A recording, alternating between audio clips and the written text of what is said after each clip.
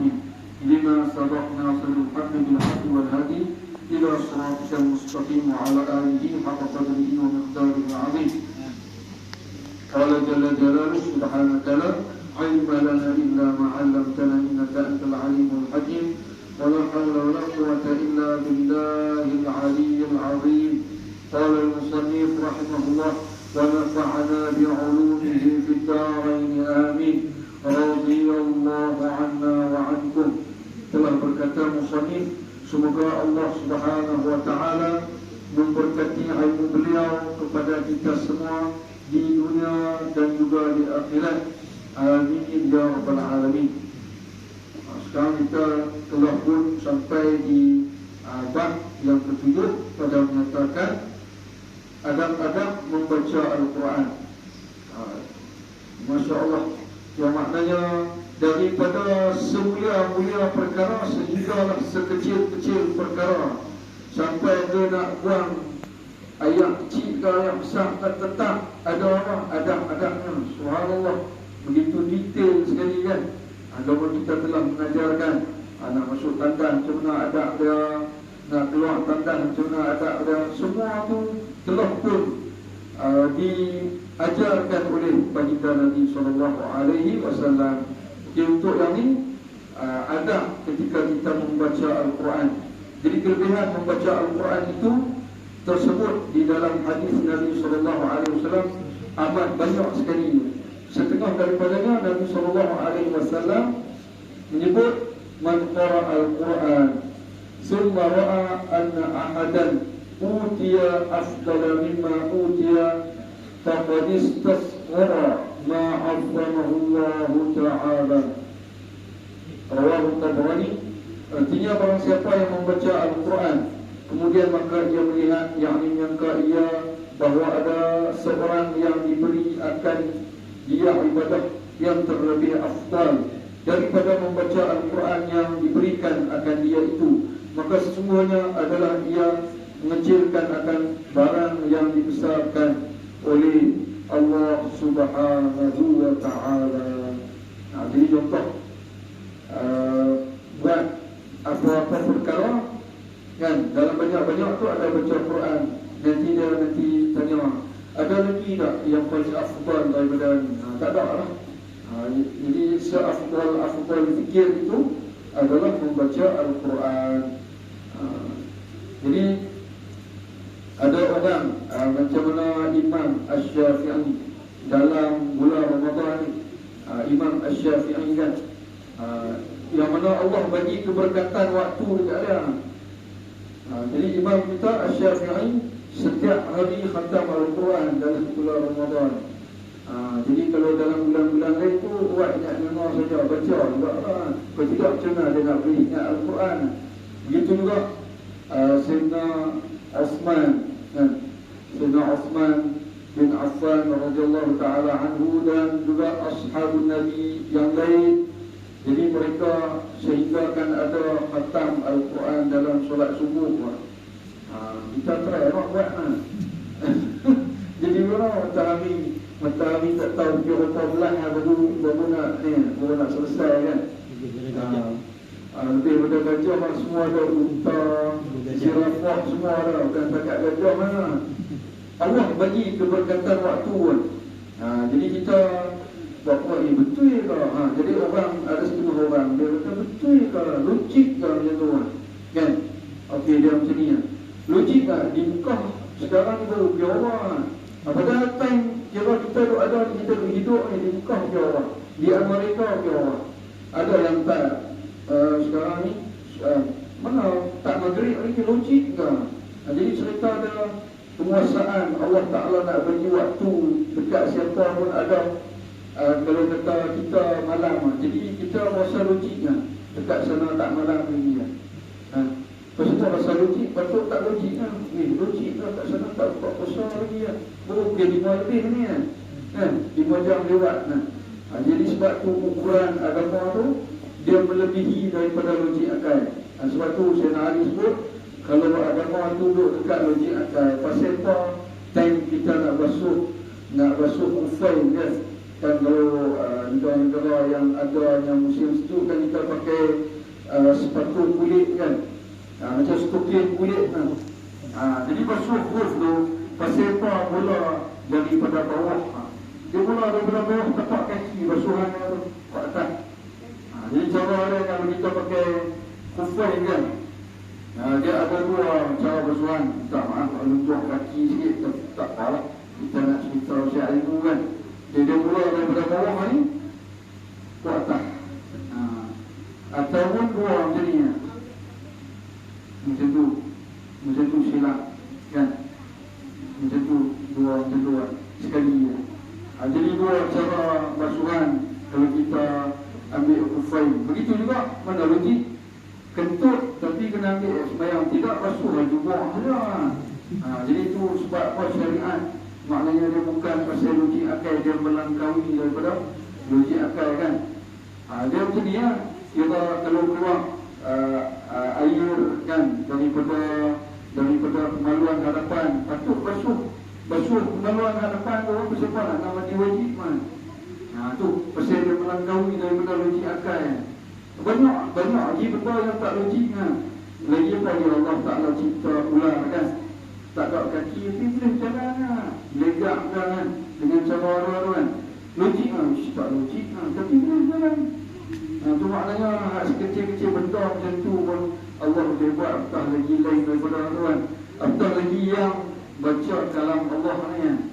Jadi maknanya keberkatan Allah bagi waktu kat dia tu lama kan. Ada satu peristiwa yang mana dua orang awliya Allah ni, jadi satu orang ni dia buat puasa, satu orang lagi pula ni rajin sembahyang tahajud. Jadi yang hak ni seorang awliya Allah ni dia mesti nak bila nak puasa mesti kena siap kan. Jadi seorang lagi ni mengajak pergi lama waktu malam. Jadi kawan ni nanti duk bila nak imsak kan, lepas pada bertunggu tengok azan subuh tak subuh lagi kan. Sampailah last sekali dia pergi wadi, dia kata bagi kat orang lain semua. Sampai tahap tu. Jadi orang Muqarrabin ni kira maknanya waktu tu kan waktu tu juga makhluk Allah Ta'ala, yang mana waktu tu kena khidmat dekat orang-orang yang macam ni. Kalau kita jadi imam tarawih kan, kalau main ke 10.30 habisnya orang tak main lah. Jadi pasal apa? Pasal kita kena kejar waktu kan. Kalau kita maknanya kalau duduk di Al-Ustaz tu main sampai di sini tu seminit saja tak apa. Jadi pasal kita bukanlah orang yang saya ceritakan tu sebagai apa? Sebagai nak membuktikan kata ada Allah bagi kelebihan orang yang macam tu kan. Jadi pernahlah juga buat testing kan, kadar bacaan Quran sampai habis 30 juzuk kan. Jadi lebih kurang dalam 14 jam lebih kan. Itu hak baca, hak yang steady tu, tak laju sangat, tak slow sangat, tengah-tengah kan. Kalau laju lagi tu bacaan ada, jadi boleh jadi laju kan. Ada bajet, maknanya kalau kata 1 juzuk boleh minimum lah kurang daripada 30 minit 1 juzuk kan. Kalau betul-betul kita amati kan Al-Quran ni sebenarnya tak lama, insya-Allah kan. Yang lama tu lah, yang lama tu lain daripada tak tu lama, mesti buat lama. Mana ada orang buat lain daripada tu sat saja mesti lama. Yang jadi sat tu bila baca sengkar mata dah jadi kelabu. Baca lagi merah di mata kan, baca kalam Allah lah. Jadi itu bermakna iman kita tu tak sehebatlah seperti mana orang-orang ahli Muqarrabin ni. Sebab itu dia dah jadi darah dagingnya lah. Macam kita kan, kalau kata baca Yasin, biasa-biasa kalau orang kata apa, kalau hak baca hak pasien tak lancar, hak yang nak ulang 3-4 kali tu nak pergi betul balik dia tu kan, yang mau pergi setengah jam kan. Di setengah jam tu bagi orang yang baca yang expert mesti akan baca tu tak ada jadi lambat dia. Tapi ingatlah Al-Quran ni walau baca tak lancar kan, baca tergagap-gagap tetap Allah bagi 2 ganjaran. Pasal apa? Pahala pasal dia nak mengaji tu kan, pahala dia mujahadah nak baca Al-Quran walaupun dia gagap tapi ada satu peristiwa Syekh Zakaria Al-Ansari. Syekh Zakaria Al-Ansari ni kalau kita ni memang malu sungguh kan, tak malu je lah. Jadi dalam ramai-ramai halaqah kan di belah Mesir kan, maknanya dalam masjid, dalam mana-mana pusat pengajian tu dia ada halaqah dah. Dia halaqah tu semua budak-budak dia seorang orang tua, umur 40 lebih. Jadi kalau kita mengaji Quran kan, tak kira mengaji di mana-mana pengajian tu, dalam ramai-ramai tu budak-budak, berarti kita seorang orang tua kan. Agak-agak kita rasa malu kan. Kalau saya malu kan, maknanya tu ramai-ramai tu kita seorang orang tua baca Al-Quran. Yang kita nak guru dengan orang tu lebih mudah daripada kita. Contohnya ada orang dia tak kisah pasal dia baca ilmu tu milik Allah, siapa saja Allah Ta'ala boleh bagi dia. Ada orang dia mesti tengok kalau kata orang ni muda pada dia tak boleh terima. Bukan tak boleh terima, orang malu sebagai nak kata apa, nak tanya soalan dan sebagainya kan. Ala pilihan Al-Quran ni dia melampaui jangka usia kita muda ataupun tua. Jadi kesemuanya tu tetap boleh ganjaran yang sangat-sangat istimewa daripada Allah Ta'ala. Imam Syu'bah seperti mana dalam kitab-kitab karya-karya beliau, ini orang ahli dalam bidang qiraat ni nanti jumpa Imam Haus, Syu'bah, Asim, Abu Amir, Hamzah Islami kan, semua tu ulama-ulama yang spesialis bahagian qiraat dan juga tajwid ni, yang mana dia sebelum dia wafat tak kurang daripada 100,000 kali dia buat khatam Quran. Dari hidup dia tu tak kurang daripada 100,000 kalinya. Kita ni tak tahu dalam umat macam dia 33 kan. Jadi kita mesti kena khatam Al-Quran melebihi usia kita. Kalau kita 33 tahun, 33 kali lah kita kena. Kira maknanya hitungan setahun sekali ya tu kan. Kalau hitungan sebulan sekali satu ada pula. Ini ialah hitungan paling maksimum. Kalau kita umur 80 kena lebih daripada 80 kali ya. Sebab apa? Nak bagi kita hak yang at least sekurang-kurangnya sekali setahun pun tak parah kan. Dia kalau tak mampu kan, buat macam mana? Tunggu dia mati orang baca untuk dia. Tapi macam mana orang nak boleh Allah Ta'ala nak gerakkan hati orang tu untuk membacakan Al-Quran dan doa kepada si mati kan. Tentu-tentu waktu dia hidup pun dia buat tak orang dia. Mana mungkin dia ni siapa pun, apa jasa dia pun tak ada atas muka bumi ni, tiba-tiba bila dia mati orang nak kena rumah dia macam tu kan. Tak semesti macam tu kan. Tak akan berlaku macam tu kan. Mesti dia tu siapa tu, orang soleh tu, imam masjid lah contohnya, dia tu baik dengan saya, baik kita pergi ziarah lah. Sebab pasal ada jasa dia tu kan. Tu. Jadi dalam hadis yang lain pula, afdalu ibadati ummati qiraatul Quran. Yang terlebih afdal daripada umat aku itu iaitu membaca Al-Quran. Inna Allah Azza wa Jalla qara'a surat Al-Taha wa Yasin qabla an yakhluqal khalqa bi alfi 'am. Falamma sami'atil malaikatul Quran qalat tuba li ummatin yunzalu 'alaihim hadha wa tuba li ajwafin tahmilu hadha wa tuba li alsinatin tanfiqu bi hadha. Jadi artinya bahawasanya Allah Azza wa Jalla akan membaca akan surah Taha dan juga surah Yasin dahulu daripada menjadikan ia akan segala makhluk dengan 1000 tahun. Jadi maknanya dah lama dah Allah sendiri baca surah Yasin dengan surah Taha dengan surah Yasin sebelum Allah Ta'ala menciptakan makhluk 1000 tahun yang lalu kan. Sebelum dijadikan makhluk, sebelum dijadikan kita semua ni, dijadikan sama juga Nabi Adam AS. Maka tak kalah mendengar oleh malaikat akan Al-Quran maka dia berkata, terlebih sangat baik bagi umat yang diturunkan atas mereka itu, iaitu akan Al-Quran itu, dan terlebih sangat baik bagi hati yang di dalam dada yang menangkungnya, yakni menghafazkannya dia akan Al-Quran ini, dan terlebih baik bagi lidah yang menuturkan, yakni yang membaca akan Al-Quran ini. Sebab apa dia hati Al-Quran? Surah Yasin tu hati Al-Quran. Alhamdulillah, alamatul qabul kan. Mana buat istisqa tadi. Alhamdulillah.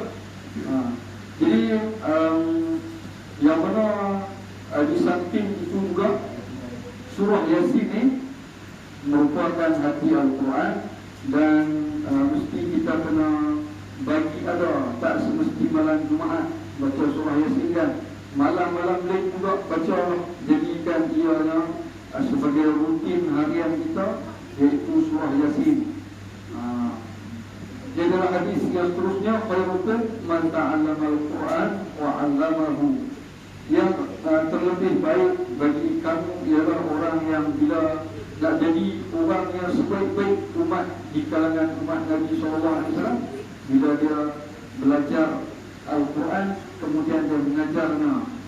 Jadi saya ada sedikit perkara yang mesti kita kena jangan terlepas pandang. Siapa dekat dengan Al-Quran minta nak minta ambilkan Al-Quran seketika. Ambil tak? Cucu tak Allah tuan. Ya, dan nak tunjuk pasal selalu jadi permasalahan dekat ada ayat ni, kita mesti kena tepat bacaan kita tu kan. Jadi kalau kata saya tak mengaji Arab boleh tahan kira kan, saya sekolah-sekolah akademik dia ustaz tak apa. Tapi hari ni yang amat memalukan kalau balik dari Timur Tengah, balik dari Mesir ke, balik daripada Jordan, balik daripada Yaman, contoh yang masih lagi ada baca kata apa, kita tak sebut tak betul, tapi dia tak tepat. Tak betul tu maknanya tak betul tu ni pasal tak tepat. Antaranya boleh kita tanda dalam juzuk ke-26, iaitu Suratul Ahqaf. Jadi ini Suratul Ahqaf yang mana setiap kali kalau ada tadarus ke apa, Suratul Ahqaf, Suratul Ahqaf ayat yang keempat itu ni. Ada yang baca atau baca apa? Dia ingat kalau huruf yang ketiga dia mesti nak baca, dia nak baca apa huruf yang ketiga kan baris rumah. Dia akan jadi utuni. Bukanlah baca utuni tapi baca ituni. Tapi kalau sambung tu biasa amlahum syirkun fis samawati tuni. Aku pasal daftar masuk tulis dengan hamzah kan. Hamzah wasal, lepas tu ada yang rumah yang kedua tu. Dan insyaAllah yang ini baca dia mesti baca ituni. Satu lagi dalam surah Al-Hujurat, insyaAllah ini tu sering kali juga menjadi satu kesalahan bagi yang sering kali membacanya dalam surah Al-Hujurat. Yang tadi itu juzuk 26 ayat yang keempat surah Ahqaf, suratul Ahqaf. Kalau yang ini satu lagi ini dalam surah Al-Hujurat. Ini surah Al-Hujurat yang mana ada baca atau baca macam mana? Bi'sal ismu. Jangan baca bi'sal ismu, mesti kena baca apa? Bi'sal ismul fusuqu ba'dal iman. Bi'sal ismul fusuqu ba'dal iman.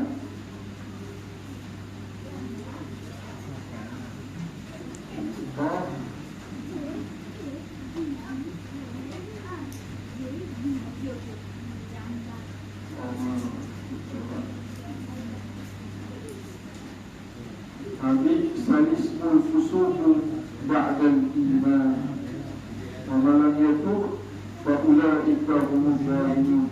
515 untuk surat 515 ayat yang ke-11 dan yang wala tanabazu bil alqab. Baca dengan baca bi'sal ismu. Sebab apa? Sebab dia hamzah wasal berada di tengah-tengah. Maksud hamzah wasal tu kalau bila dia berada di tengah-tengah, dia akan digugurkan. Tasbutu fil, tidak dia ditetapkan baris dia tu di awal ayat. Tapi kalau dia berada di pertengahan, dia digugurkan. Bi'sal ismu, tapi dijadikan bi'sal ismul fusuqu ba'dal iman. Dua tempat ni lah yang seringkali menjadi beberapa permasalahan, iaitu kesalahan di dalam membaca ayat suci Al-Quran. Begitu juga surah Taubah tak ada Bismillahirrahmanirrahim di atas dia. Tapi kalau nak sambung, kan dia ujung suratul Anfal tu dia nak sambung dengan Bara'ah kan. Jadi yang belakang tu ada tanwin, dia akan jadi ikhlaq tau. Macam mana? Boleh sambung untuk ini tanpa kita berhenti nak sambung untuk daripada suratul Anfal kan.